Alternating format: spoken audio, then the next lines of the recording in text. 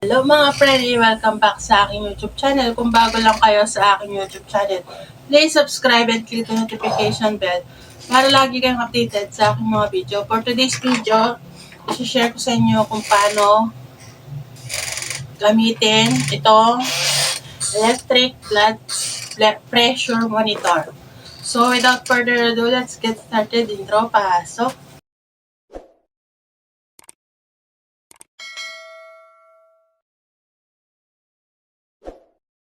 So, ayun, binili ko to sa Shopee.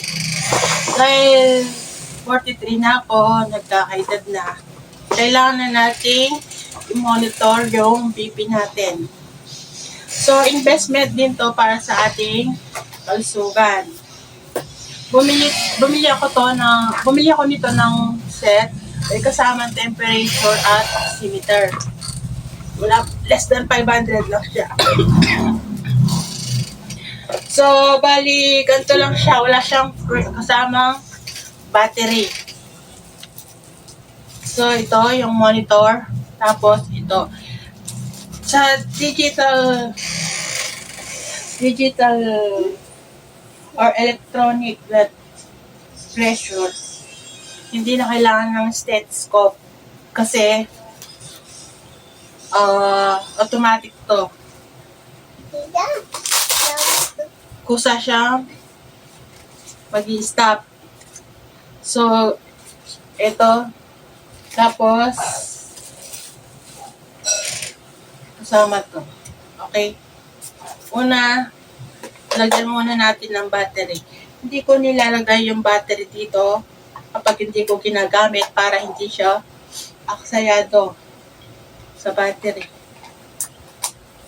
So, 4 na triple A yung kailangan niya. Pag di ginagamit, wag lagyan ng battery para hindi aksayado. So, ayan. Ganito lang. Tapos, ito ilagay dito sa may butas dito. Sa gilid. Ganyan siya. Yun dito, charger. So, wala nang ibang butas, yun lang.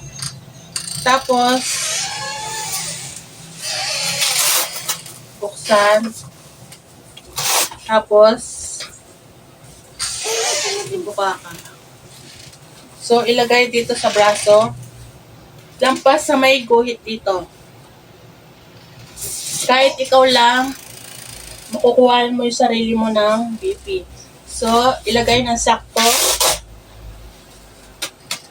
sa tapos at saka buksan yung monitor. So, open na natin. So, relax dapat to, okay? So, ayan. Kusa na siyang umaandar.